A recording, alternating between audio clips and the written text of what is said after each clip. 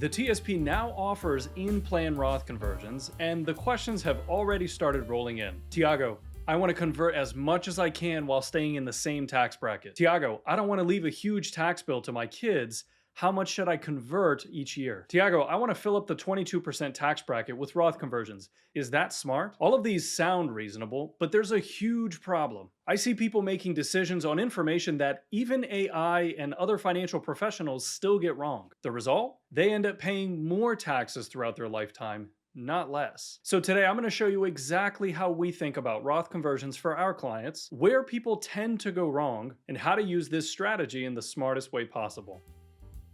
One of the biggest misconceptions about retirement planning is that success is based on how well your portfolio does. I work with retired feds every day, and I can tell you that it's far more important to focus on what you keep rather than what you're earning. You see, for our clients, taxes is one of the biggest expenses they'll have in retirement, and an area where there's a lot of value to this kind of planning. And that's where Roth planning comes into play, especially for federal families that have a million or more in their TSP or other pre-tax accounts. Because if you're not careful, you'll retire into a tax bomb instead. Now, here's the issue that I see over and over again. Many federal employees are really good savers. So I often see people saving for 20 to 30 years, a lot of those years making the maximum TSP contribution, which is great. I see you guys investing in stocks, so you get that benefit and opportunity of compound growth over time, which is wonderful. And the result? Well, over a lifetime of savings, you're sitting on $1 million, maybe $2 million, somewhere in between inside your TSP, which is absolutely great. But the challenge is that big pre-tax accounts equals big RMDs, and big RMDs means a whole lot of taxes. Remember, RMDs, or required minimum distributions, effectively force income tax on the money that you've been saving inside your portfolio. And you don't get to decide if you take them, only when you start to take the money out, and then at some point there's a minimum amount that you have to take out. So what this often means is that we have higher Medicare charges that a lot of federal employees, if you take Medicare, you're going to be faced with. We have higher marginal tax brackets, which means that your pension could be taxed at a higher amount, as is every dollar coming out of the thrift savings plan or any of your pre-tax accounts. More of your Social Security may be taxed as well, which is a big thing. And if you have non-retirement accounts as well, you might be paying more taxes on your capital gains in addition to everything else. So you can see that this really is not just a single problem of, oh, I'm in a higher tax bracket. When it comes to tax planning, the totality of your financial picture is all intertwined, so we really need to be careful. This brings us to what I call the tax valley. For many federal retirees, taxable income actually goes down once they retire. You're no longer earning a salary, but you've also not started required minimum distributions yet. That window of time between when you retire through your mid-70s is one of the best planning opportunities to really get ahead of taxes and maximize the wealth that you've built for your family. For example, as someone is working, their taxable income may be increasing, and then eventually they get to the point where they retire. Obviously, they don't earn an income anymore, so their salary is going to go down. But it doesn't go to zero, right? Because we have a FERS pension or the annuity that's coming in, and frankly, you're probably going to take some money from your portfolio to be able to support your lifestyle. As they continue through time, eventually Social Security gets to be turned on because you've reached either the age that makes the most sense or you've maximized it at some point. So your taxable income, which is this dotted line, goes up again. And then we see the age where people reach the required minimum distribution, or RMD age. Again, this is mid-70s for people. And this is often when we see the tax brackets for retirees typically jump one entire, sometimes two, I've even seen 3 brackets, simply because there was so much money in pre-tax that now had to come out at a minimum rate each year. And for the rest of their lives, a lot of retirees could see themselves in these higher brackets. And this is what we're trying to prevent, okay? Because it's likely that those tax brackets are going to be higher than where you are today, or at the very least, higher than where they were when that person retired. Plus, right now, if we look at tax history, we're in a pretty low historical tax bracket. So if we think about where tax brackets may go in the future, we may be thinking about ways to start reducing our taxable income right now. Plus, you get the added benefit of growing money tax free if you're putting things into the Roth. So, this is important because we want to be careful and try and time the most of our Roth conversions during this tax valley. Okay, and so you can see here their shape kind of looks like a valley. That's why we call this the tax valley. Now, this is not the only time that you're going to want to do Roth conversions. In some cases, we do recommend that people start Roth conversions before they retire. Sometimes we do anticipate that they should continue Roth conversions even after the RMD age has started. There's a lot of variability and nuance that goes into a specific plan, but just to give you an idea, this is a good starting point. Now let's talk about the thrift savings plan.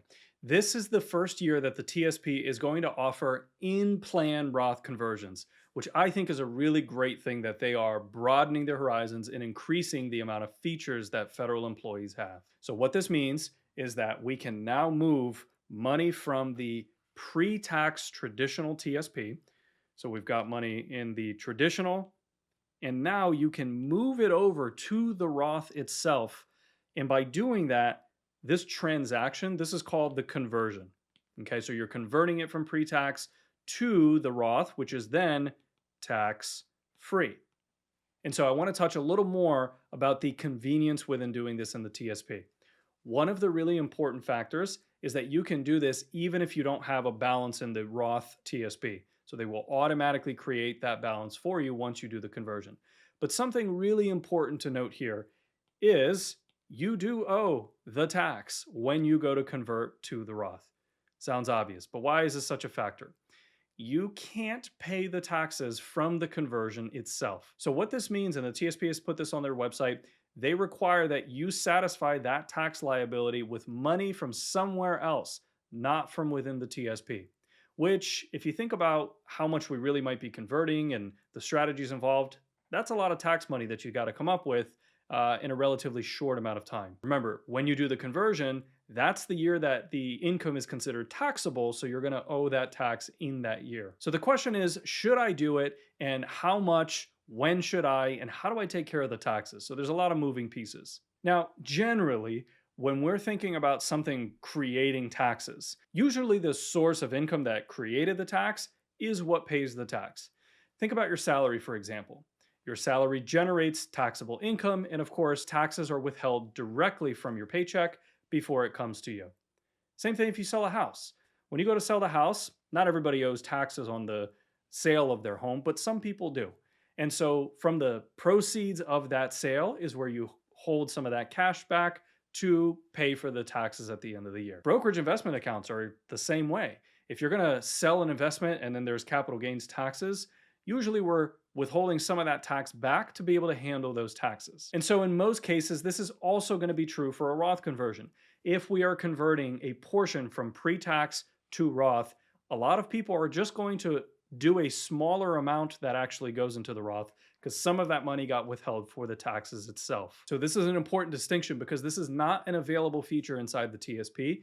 You're still going to have to come up with the tax from somewhere else. So please, folks, before you do the conversion, make sure you think about how you're actually going to pay for the taxes. Now, there's an argument to be made about whether or not the tax on a Roth conversion should be withheld from the Roth. Because if you withhold it from the Roth, now you're putting less money inside the Roth. And so you're starting with a lower base than you had in pre-tax. And, where do those two lines intersect? Now you're starting with a less amount of money that's growing. If the Roth conversion isn't properly implemented, then absolutely, withholding from the conversion itself could actually be one of the components that makes it so that you don't actually benefit from the strategy long term, and that would have been a shame. But if you do the conversion correctly, the timing is done right, you convert the right amounts, you don't break into the different brackets and different penalties that we're going to talk about here in just one second, and then you invest the money the way that it should be, over time you're making up that difference with the opportunity that the markets can give you. And it's not really a problem doing it that way, especially because you may have not had another option to pay for those taxes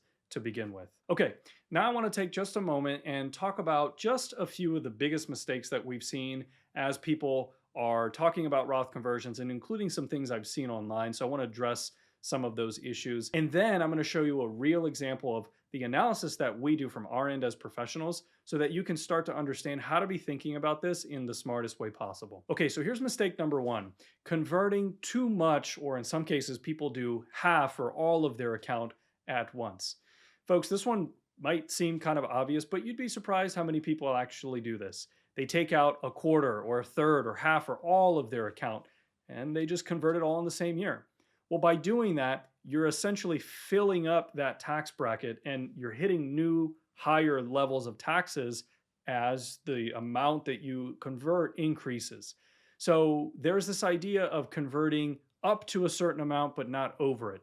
And I'm going to show you an example of that here in just a moment. Mistake number two is ignoring how Medicare IRMAA is affected. Remember that IRMAA is based on your modified adjusted gross income. And Roth conversions are going to affect your modified adjusted gross income. And so we need to be careful. And a lot of feds might think, well, I'm not really going to take Medicare Part B. I'm just keeping FEHB. That's not been our experience. The majority of federal retirees do actually take Part B, and there's a lot of really good reasons for that. Again, outside of this scope of the video. But just remember, more taxable income means more cost for your health insurance. Mistake number three, not worrying about net investment income tax and other forms of taxation that can silently creep up into your situation. Again, there's multiple different forms of taxation inside someone's retirement plan. You have to be aware of those. The fourth big mistake I see people do is not having a conversion within a multi-year strategy. Roth conversions in general are a sequencing decision. There's a million different variables that can change a Roth conversion in your life, in tax legislation, in the world around us, in the markets. All of those influencing factors means that you have to be pivoting and adjusting, sometimes multiple times in the same year. And so taking a Roth conversion as a 1, 2, or just a few year strategy is probably not going to do you as big of a benefit if you can really stretch that out over multiple years and consistently update the plan. We're looking at every aspect of somebody's financial picture. This is not really something that you can model once and then just take it and run with it. Every year is going to change the model. And in most cases, even a plan that we made in March is going to look pretty different by the time November rolls around because of a bunch of different variables that influence that formula. Not to mention, we have some sort of tax legislation almost every year. And so every time that changes, now we have to look at a Roth conversion plan and redo the thing again. So here we have an example of Mr. and Mrs. Test Client. Again, if you're a fan of the show, then you may have seen this before. So a couple of their financial priorities, they're looking at retirement. They want to know how they should be invested for retirement. They're really scared about taxes and how that's going to impact them in retirement. They have some philanthropy goals, caring for parents. And of course, they're probably going to leave some money to their kids, so they're interested in how to minimize taxes around there and so forth. In terms of their assets, though, they've got a brokerage account, a couple of work retirement accounts, a thrift savings plan, of course, a home, a car, and their expenses right now about $140,000 or $10-ish thousand per month, a little bit more.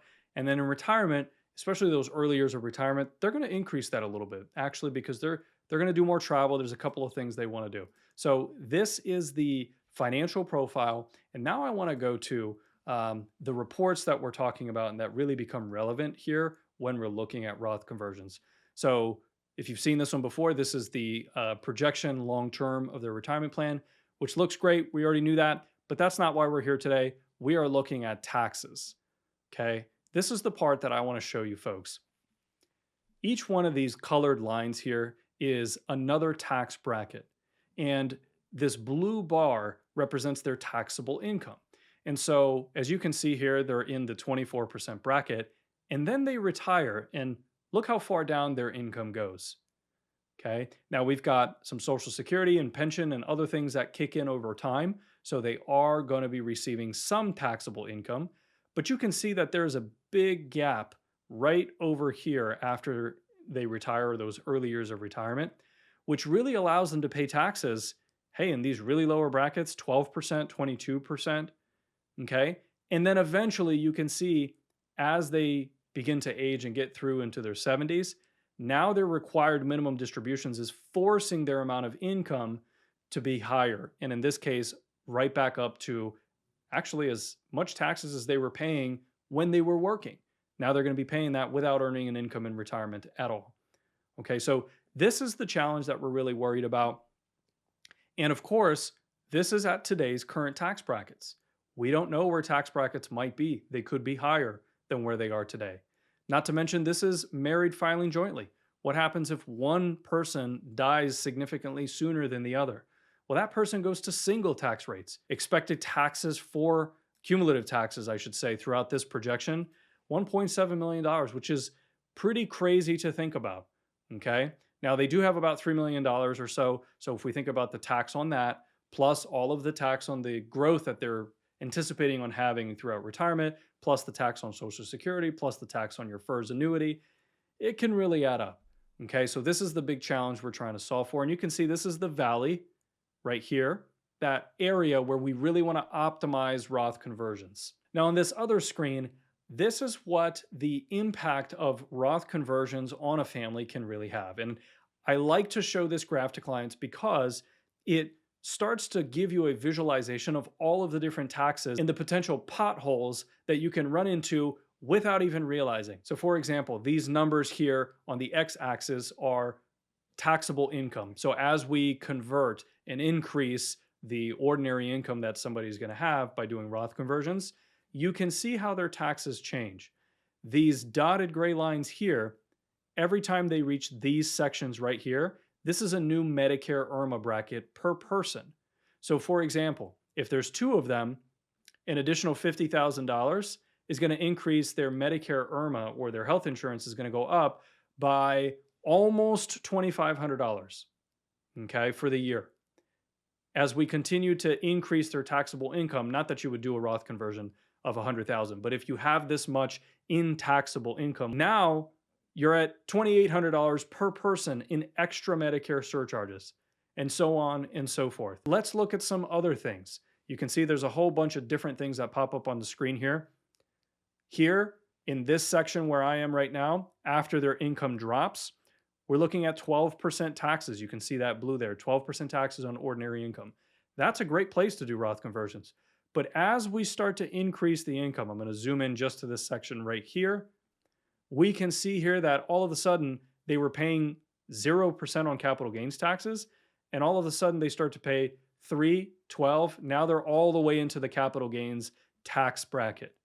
This is another tax that they didn't pay before, but by doing Roth conversions, now they owe 15% capital gains taxes on the other part of their money.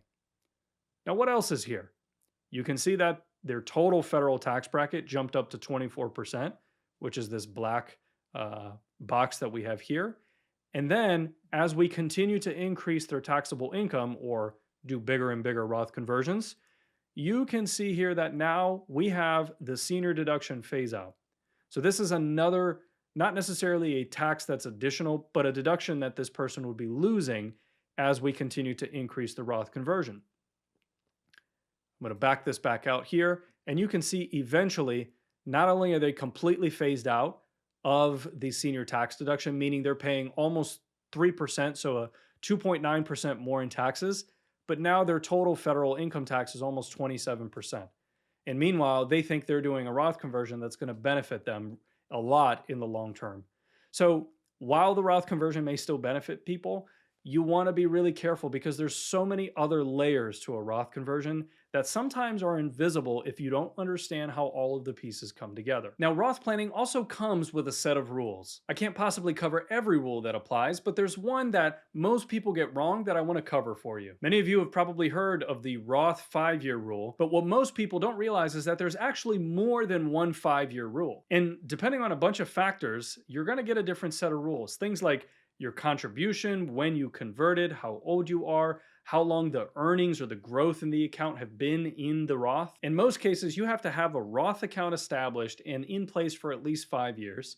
Every conversion that you do also has a 5-year segment, and the growth on the money that was put into the Roth also has a 5-year rule attached to that. So please make sure that you understand how all of these rules come together. And look down below this video if you're a federal employee who is coming up on retirement, or maybe you're already retired and you're not yet subscribed to this channel. Folks, now is your chance. I cover all sorts of retirement topics that are relevant to federal retirees, so make sure you take advantage of these free resources by subscribing, maybe sharing this with your friends and colleagues as well. It really helps to spread the word and your fellow federal employees. Until next time, stay wise and stay wealthy.